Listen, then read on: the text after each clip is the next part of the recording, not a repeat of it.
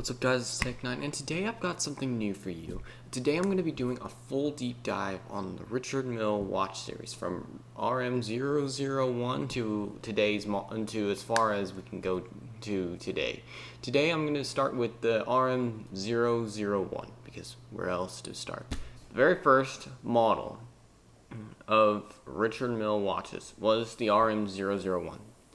It was the first watch that was fully designed by Richard Mille. He is a person and is actually still alive today. And it was designed to be a new generation of sophisticated sporty watches that could take a serious beating. He spent 3 years in designing this masterpiece and launched it in 2001 at Baselworld. Tourbillon watches were known for being extremely delicate and were only used for special occasions. This still applies today for other watches from other brands.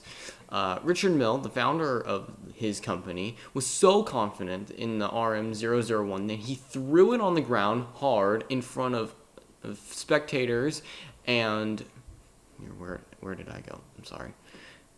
And other retailers. The watch still worked. He wound it and it still worked. Today, this was the start of an era of gorgeously complex watches that could take an absolute obliterating, a pounding, and they can still work today. The RM-001 has a manually wound tourbillon that was made by Audemars Piguet, or AP as most people call it. At that time, Richard Mille did not have its own in-house movement in the early 2000s, but it would very soon.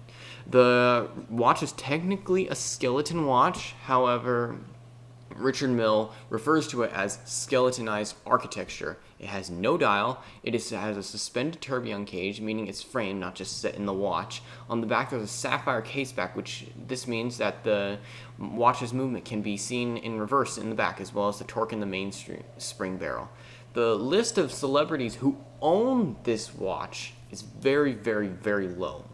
The only 2 confirmed who have been seen wearing it and perhaps owning it are Jay-Z, a very famous rapper, which probably a lot of people know, and Richard Mille himself. The production was very slim, very, very, very slim. Only 30 models were ever produced, and they are going for almost $300,000 today on the market. Okay, now when they were sold, they were about $280,000, but however, some special editions can go for almost $3 million.